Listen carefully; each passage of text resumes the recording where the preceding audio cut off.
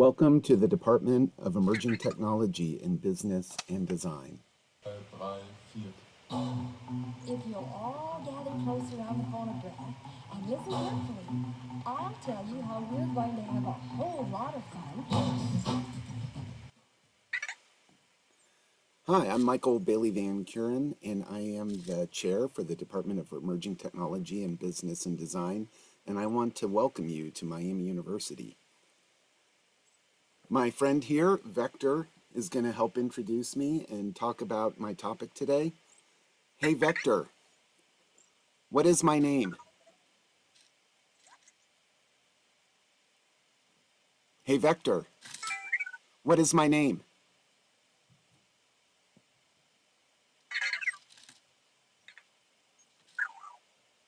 Seems like he's a bit shy today. And we're going to give it one more try here, and this will actually be one of the things we can talk about. Hey, Vector, what is my name?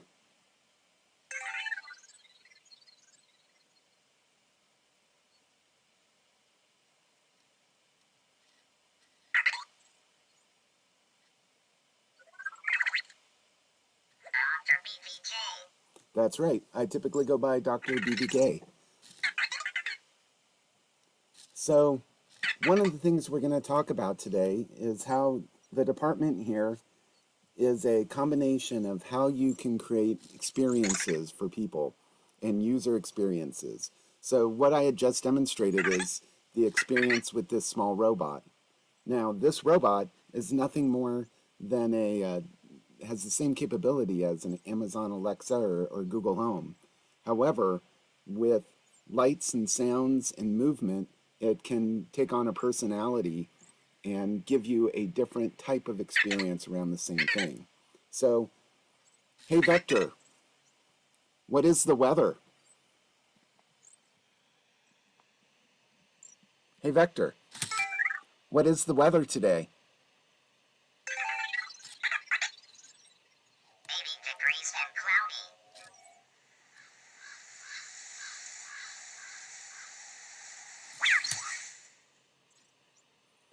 Hey Vector, are you happy?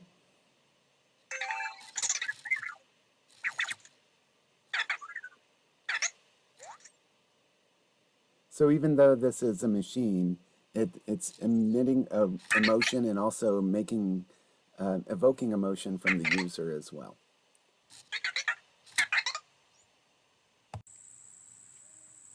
Hi everyone, this is Michael Bailey Van Kuren, Dr. BVK.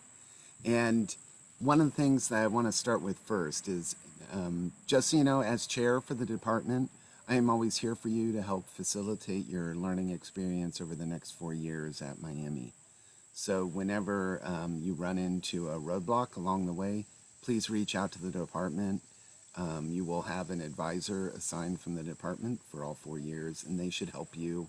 And if not, come to the office and we'll try to see what we can do as well. So given that, I entered the Department of Emerging Tech in Business and Design with a background in engineering and robotics. And so everything we do, whether you're a games major, you're an applied major, you're a digital concentration major, is around creating, designing, and developing user experiences. One of the things I like to talk about in my classes is experience is for the user is this combination of the interface that the user is using, their interaction with that interface, and then that's very dependent on which user is interacting with it as well. So if you think of the experience that I started out with the Enki Vector robot, it didn't always respond the right way. So the interface was the robot, the interaction was me trying to get it to say my name, and then changes in voice, changes in ambient noise could all play a role in that experience. And when you don't get the response you want, if you get that enough as a user, you're going to get frustrated. So what we hope that you're going to develop over the next 4 years is a way to create effective and flexible user experiences, technology and users. And I do these in a couple of different settings. So I look at this user experience around therapy, and I also look around it in terms of human-robot interaction. When it comes to therapy, I've worked with students to create projects to create things like this, where it's a handheld prototype for use with stroke therapy, and the strap on the other end is there for the therapist to hold and help guide the person's hand. The actual device can measure pressure from the individual fingers and then correlate those to the other hand.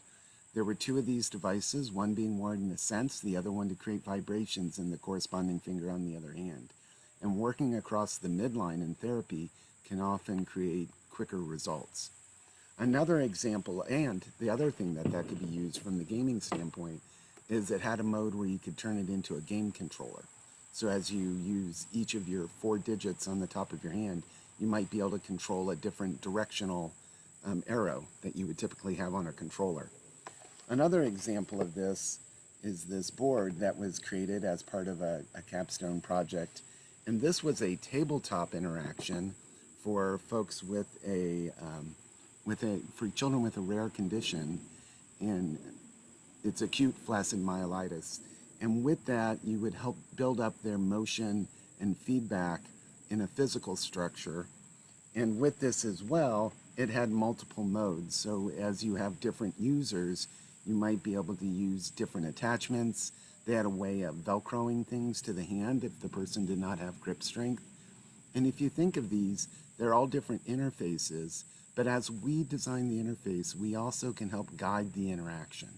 And I think that's a key part of the experience here in ETBD. Example from the human robotic side, give me a minute here and I'm going to have one of my friends join me. So now we're going to have Lumo join us. It's right behind me here. I'm going to change the camera so you can see a little better. And Lumo, as a robot, has very many of the same features that we just saw with the Anki Vector, and can respond to human voice and other commands, and also can be programmed to provide you information. Welcome to Emerging Technology in Business and Design. Hi, I'm Romo. And just like we had seen some cases with Anki, we can then emit different emotions.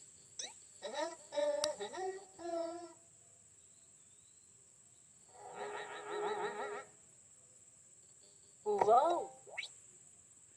And so as you start to think of different forms of digital interaction, you know, this is programmed similar the way you would to an app. And so getting to understand how you can do development and design around different technologies as those progress going forward is going to be key. The other thing that's built into platforms like this is some artificial intelligence, machine learning, that allows it to identify objects so that you can avoid them or go to them if needed. So one of the options that this robot has is that it has the ability to do following.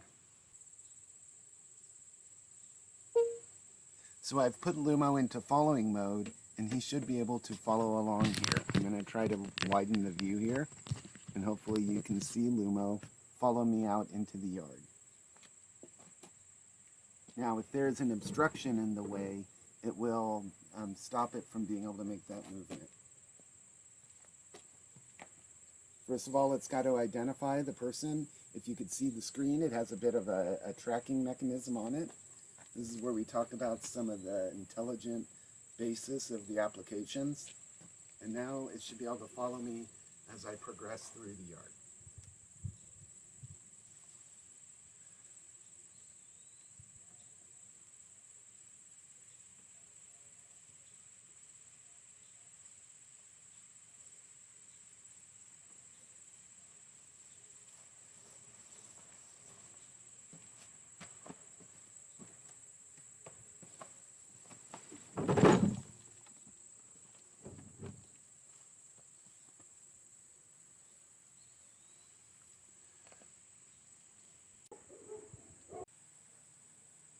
I hope you have a great semester, and I hope to see all of you soon.